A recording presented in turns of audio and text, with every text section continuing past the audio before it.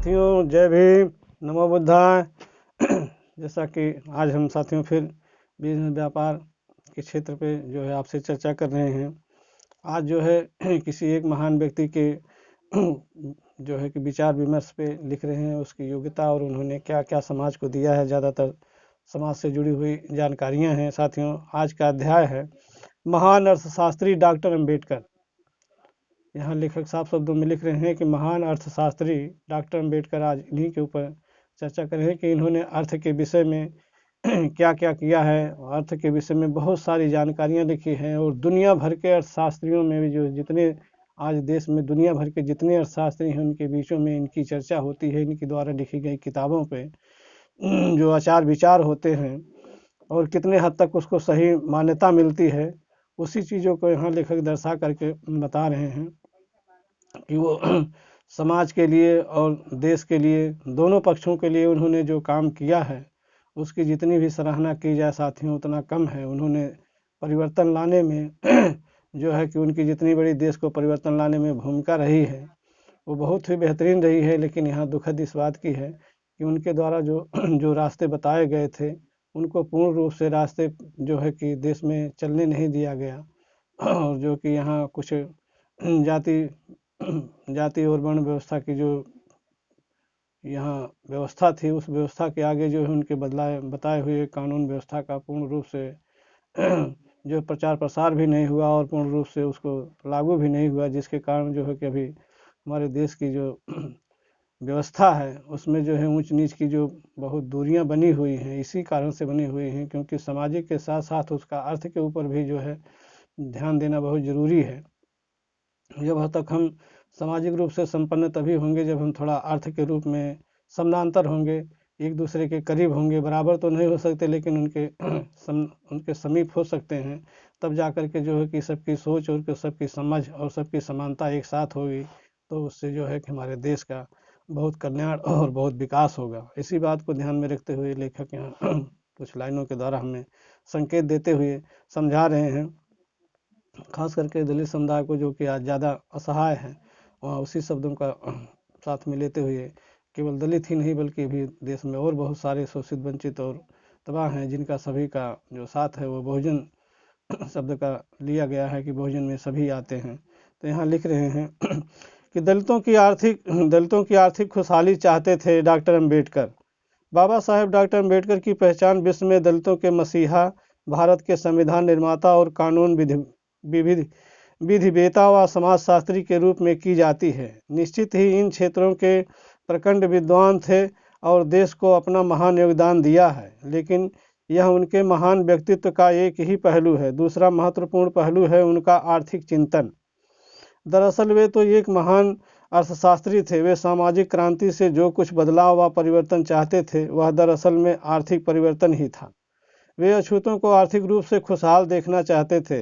London school of economics से उच्च शिक्षा प्राप्त कर अर्थशास्त्र की अनेक पुस्तकों की रचना कर उन्होंने आर्थिक चिंतन को समग्र रूप से पेश किया, लेकिन जातिवादी व्यवस्था ने उसे फलीभूत नहीं होने दिया, जिसका परिणाम आज हमारे सामने है।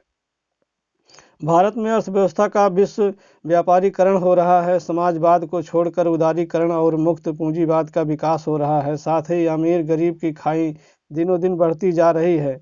संपत्ति, धन व संसाधन मुट्ठी भर लोगों तक सिमटते जा रहे हैं। ऐसे में डॉक्टर अम्बेडकर के आर्थिक विचार ज़्यादा प्रासंगिक हैं। उनकी सोच 100 साल आगे की थी, जिसे खुलेपन की चर्चा देश दुनिया के अर्थशास्त्री आज कर रहे हैं और 21वीं सदी के विश्व के संबंध में भविष्यवाणियां कर रहे हैं।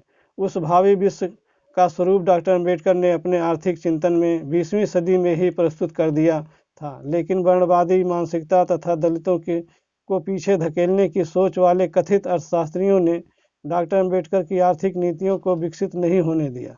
यदि बाबा साहेब को अर्थशास्त्री के रूप में काम करने का खुला अवसर मिलता तो आज देश की आर्थिक काया पलट हो जाती और उपेक्षितों की दरिद्रता व यह विकराल रूप नजर नहीं आता। कितना बढ़िया जो मिसाल है यहाँ लेखक लिख करके दे रहे हैं कि जो चीज़ को आज हम सामने देख रहे हैं साथियों, इस चीज़ को 100 साल पहले ही अम्बेडकर साहब ने किताबों में लिख करके और हमारे लिए चले गए। आज वो ये कह रहे हैं कि स्थिति जो है कि देश जो है कि फिर से उस रास्ते में विचार करने की बात है, बड़े दुख के साथ कहना पड़ रहा है कि अगर ऐसी स्थिति अगर चलती रही, इस पे अगर रोक नहीं लगा तो बहुत थोड़े से समय में है देश जो है कि पुनः जो आज 100 साल पीछे जिस स्थिति में देश था उसी स्थिति में स्वयं पुनः ये देश चला जाएगा। और यहाँ कुछ लोग तो जो होंगे कि वो बहुत से राजा महाराजा होंगे, लेकिन यहाँ जो कुछ लोग होंगे वो ऐसे भिखारी होंगे कि जिनके तन पे ना तो कपड़ा होगा और ना पेट के लिए रोटी होगी, ना उनके सर ढकने के लिए उनके पास छत होगी।